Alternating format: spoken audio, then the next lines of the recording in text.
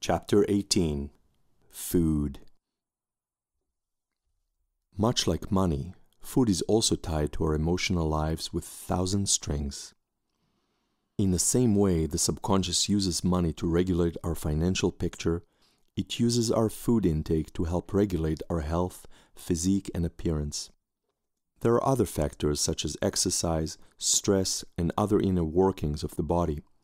Food and drink, however, are the body's main energy source and fuel.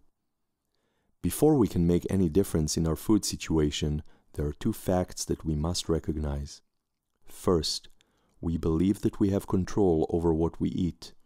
Second, we don't really have any control over what we eat. Sure, we can decide at any given moment what to put in our mouths, plan a dinner out, or decide to eat healthy and make broccoli for lunch. But these acts are only a part of our eating picture.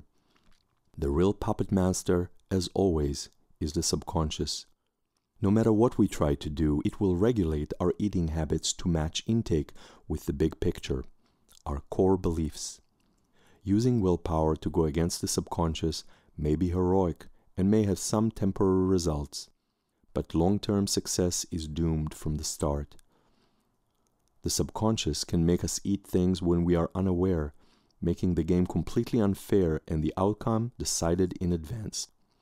The deck is stacked and the house always wins. Where taste fits. Taste is one aspect of eating, that feature that allows us to accept and enjoy or reject various foods based on our interpretation of their flavor and consistency. For the ego, our tastes are a point of pride and identification. The type of food we like is as much as part of us as our heritage and profession.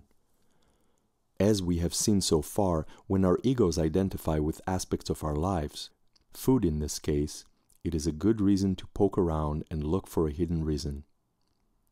Liking certain types of food can be a lot of fun and add a special quality to our lives.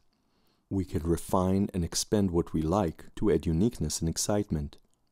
However, identification with these things we like can also be used by the subconscious as a means to controlling our behaviors. To understand this better, it's important to put things in perspective. Your taste in food is not a part of who you are. Rather, it is a formed habit. It may point to your heritage, geographical location, or upbringing, but nonetheless it is only a habit. A peach, for example, can be just as interesting to eat and enjoyable as vanilla ice cream, and low-fat rice milk can taste just as good as cow's milk. So why does it not? To start with, taste is almost completely objective. Of course, we will be hard-pressed to find a human who prefers codfish oil over an Oreo cookie. But inside the range of the acceptable food spectrum, there are people who truly prefer things that we will not even want to try. The best example for that phenomenon is possibly the aversion many people in the US have against healthy foods. If it has some healthy New Age word in the food's description, it just can't taste good. We had a friend over some time ago and opened a box of organic cookies. She took one look and decided that eating anything that came from a box bearing the word organic was going far beyond her comfort zone. These were not healthy cookies. They had sugar and chocolate, were gooey and yummy, but being organic set off an alarm in her that they wouldn't be edible. This may be funny, but it is very common. Any food titled vegan or vegetarian is also subject to odd social stigma. A bite, maybe, but a whole meal? When you think about it, it says, unless there's a piece of dead animal on my plate, this meal cannot be possibly called a meal. These sentiments are so prevalent in the Western society that it is astonishing, especially with all the information out there about the ailment that comes with regularly consuming meat and dairy. So is it that we simply like the taste of meat? It has to be more than that. Our subconscious minds resist even the suggestion that meat or dairy be taken off our diets. There is enough propaganda out there to support the health benefits of dairy and meat, and even the least sensible arguments are engraved in our psyches and are nearly impossible to reconsider. Milk is good for our bones. Really? The fact is that dairy actually drains calcium from our bodies. You need red meat for iron. There's another fallacy for you. Nutrition information has little impact. Our subconscious controls the point of view and the flow of information to the conscious mind so tightly that our ability to be objective and make proper nutritional choices based on sound research is almost non-existent. We can only make choices within the confines of our core beliefs. If somewhere we believe that we are sick, weak, or overweight, and that this situation is beyond our control, information that corroborates that story is the only information that the subconscious will allow into the conscious mind. Any outside attempt to introduce a healthy lifestyle will be rebuffed.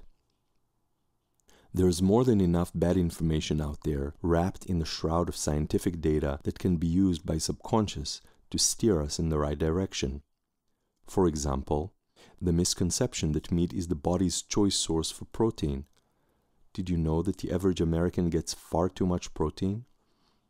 Take a quick look in our national mirror.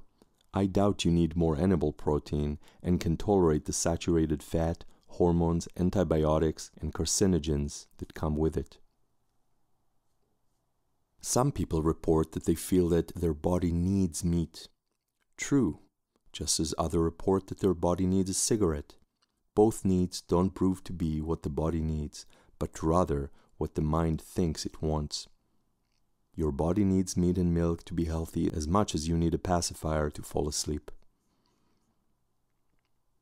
There's a lot of faulty nutritional information out there, but there are also people who see the irony and bypass it altogether.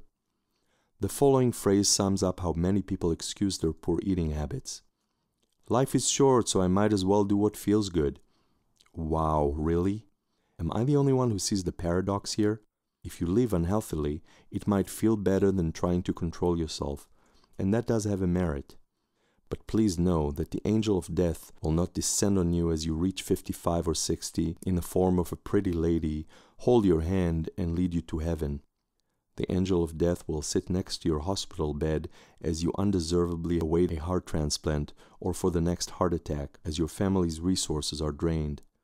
Living an unhealthy life means dying really long, lonely, and painful death while ruining your family in the process. Eat what you like, but just know that the selfish nature of your eating habits will become crystal clear on the day you least expect it to. Let's get back to the point. This section is not meant to convert you to vegetarianism or even to convince you to eat healthy. If the desire to be healthy doesn't come from you, there is no point discussing it anyway. The idea is to shed some light on how food choices are made, what part of us make them, and how. I'm here to tell you one thing. If you are struggling to lose weight or to change your eating habits, you are trying too hard. Going in the direction that appears to be against your nature will never get you where you want to be. It will only make you feel like a failure. Our greatest enemy right now can be our biggest ally. That is, of course, the subconscious. As long as our core beliefs are not in alignment with our desires, we will always struggle and always lose. To refresh your memory, your desires are the wishes you make, which are known to you.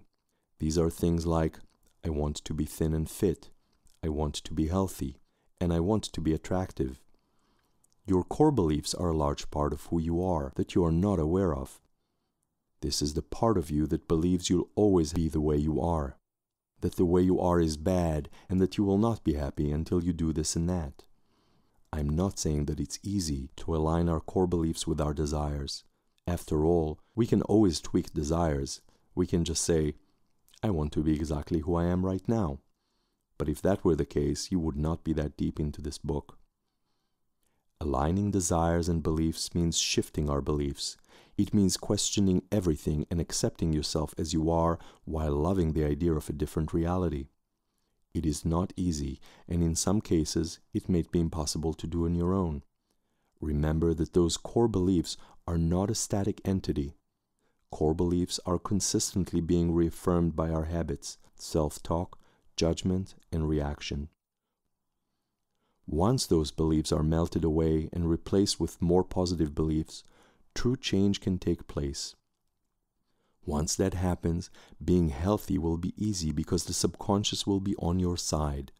Remember, the all-powerful subconscious will take us where our belief points. If this is also where we want to go, then we are in the flow and life is fun, effortless, and free from struggle. Be there. It's important to separate our work of changing our beliefs from the act of simply being and living life. We can't constantly work to change our beliefs, as it will be exhausting. When you do eat, procrastinate, work out, or whatever it is, be present. Let thoughts fill your head and let them go. There are no bad thoughts and good thoughts, and there are no good or bad feelings. When you do eat, enjoy every bite. When you do work out, be in the moment. The subconscious rules us by hiding our own actions from us. Being present in the moment, regardless of how painful and sobering it may be, is always an option.